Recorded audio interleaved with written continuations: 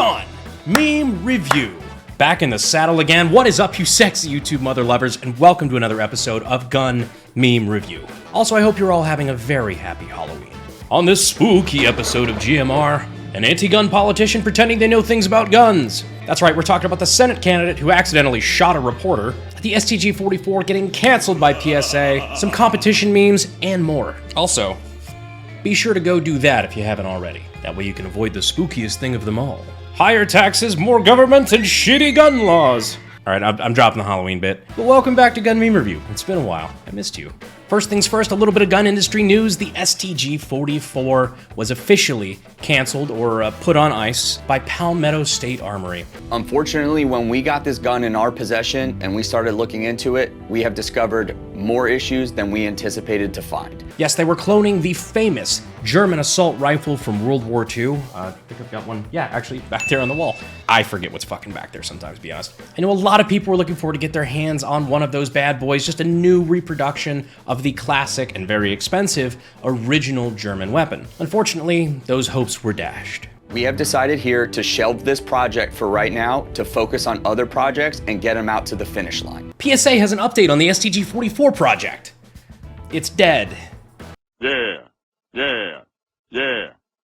Oh, he did. Yeah, if you were also one of the people looking forward to getting your hands on one of those, doesn't seem like that's in the cards, at least not in the immediate future. How it feels hearing the PSA STG update. It was pretty universal across my entire Instagram feed the next day. It's like 1,000 gun autists cried out in terror and were suddenly silenced. Why are we still here? Just to suffer. Wartime Germany was able to build this in a cave. With a box of scraps! I've actually seen this one a couple of times in a couple different forms. I kind of see this one from both sides. Building a gun without a parts kit, like completely from scratch, ground up, is hard. Believe me, shit takes a lot of time and money.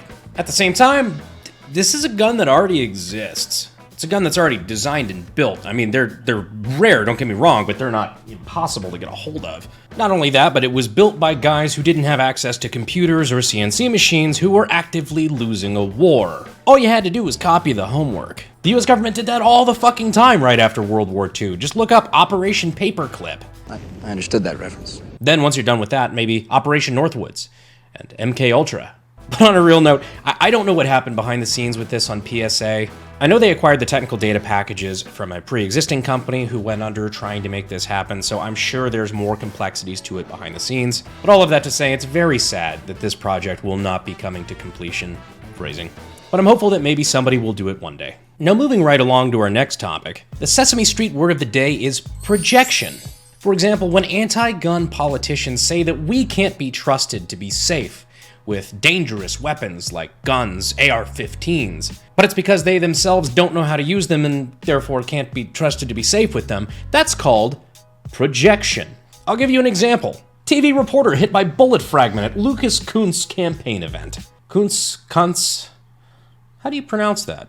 Let's just say Kuntz to be safe. The US Senate candidate who was shooting an AR-15 at the time provided first aid. I prefer the shooting events where you don't need first aid. My favorite part is that he fucking bragged about it on Twitter. Great day to be at the range with my friend Adam Kinzinger. Kissinger, by the way, being one of the Kuntz who went straight to Twitter and bragged about me losing my election. Very funny exchange if you have the time. Always fun to ratio Kuntz like him. We got to hang out with some union workers while exercising our freedom. Okay, objectively not a bad thing so far. Always have your first aid kit handy. Shrapnel can always fly when you hit a target like today, and you've got to be ready to go. We had 4 first aid kits, so we were able to take care of the situation, and I'm glad Ryan is okay and was able to continue reporting. Alright, there's nothing wrong with saying that anything can happen and that first aid's a good idea to have at the range. I fully agree with all of those sentiments. Till you start looking at the photos. What could have possibly caused this accident?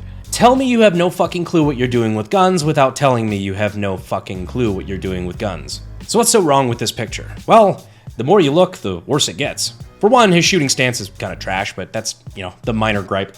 Secondly, maybe don't preach gun safety while wearing eye pro on top of your head while shooting steel. It doesn't do any good up there. Next, maybe don't use a rifle with a fucking Hubble telescope mounted to the top of it to shoot steel at 7 motherfucking yards. A homeboy's got a scope on top of that thing like he's gonna try to make a mile-long shot with this thing, and is shooting at pistol-rated steel targets at knife-throwing distance. So surprise, surprise, he shot a reporter. essentially.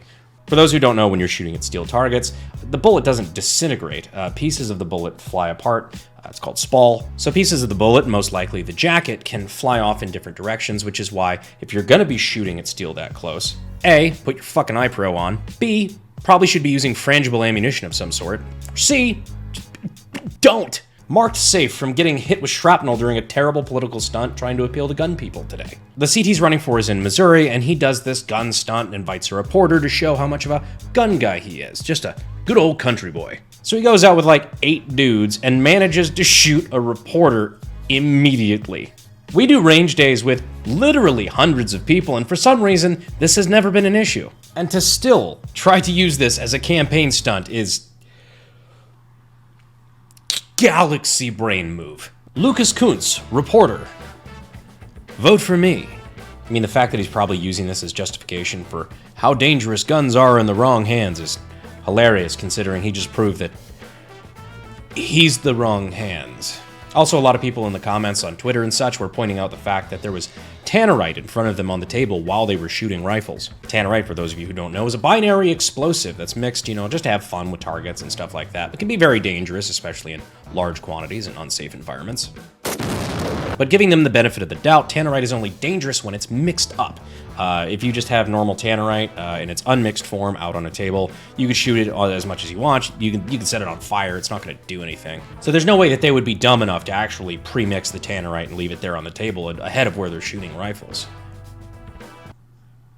Right? Good news is it doesn't look like anybody got seriously hurt. I'm sure the reporter didn't deserve that, so obviously I hate to make jokes at his expense. But it is extremely funny to me that in one of the photos, he's still holding the news microphone while having first aid rendered.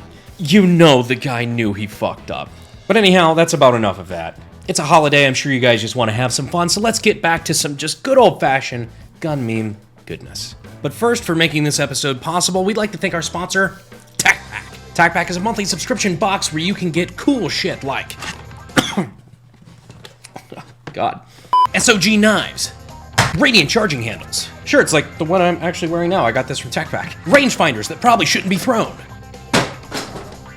Fuck. And much more. And be sure to use the code AKGUY at checkout to get your free $60 tactical box. We appreciate Tackpack for being an awesome sponsor of the channel. Back to the memes. When your gun no longer shoots low left because your buddy is shooting it.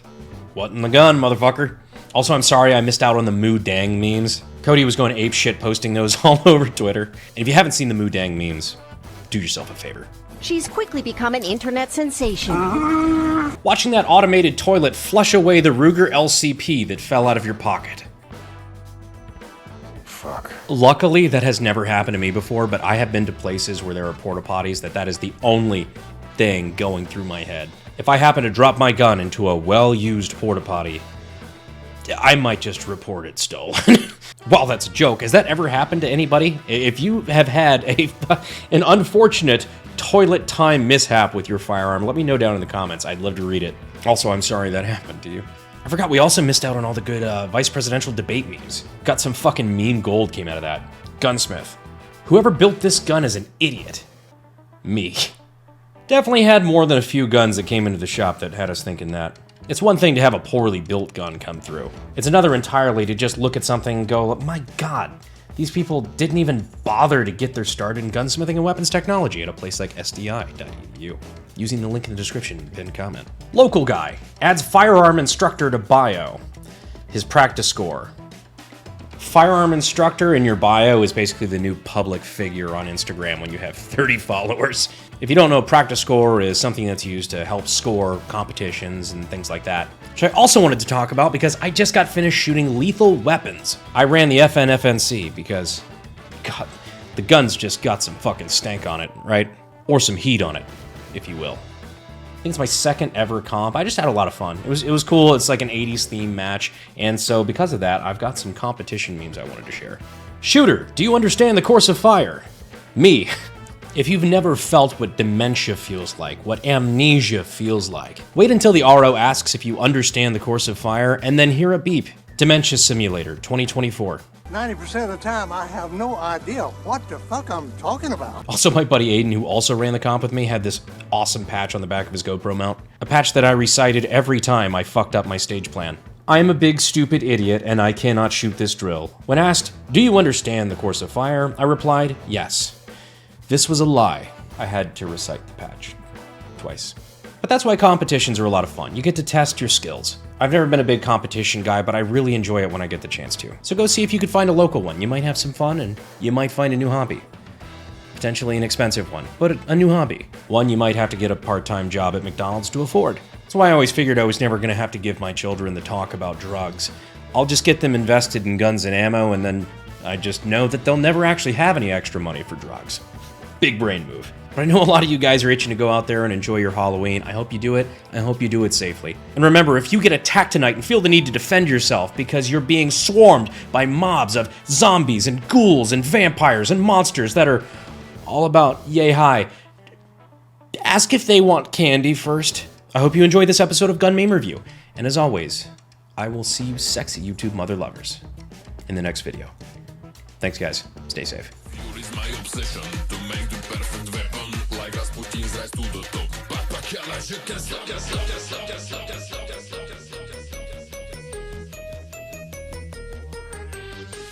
I know they acquired the technical data pack. Oop, shit, that's a gun. I know they acquired the technical Sorry, I'm not Italian, but I talk with my hands.